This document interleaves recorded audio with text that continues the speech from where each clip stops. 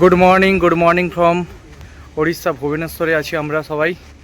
আর আমি মামা আর পার্থ আছি, তিনজন এসছি।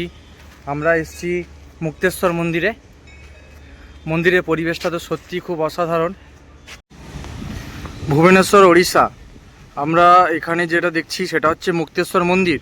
মুক্তেশ্বর মন্দিরে হচ্ছে দেওয়ালে তোরণে অসাধারণ খোদাই করা ভাস্কর্য রয়েছে, নারী, নৃত্যশিল্পী, দেবদেবী, সিংহ, হাতি প্রভৃতি।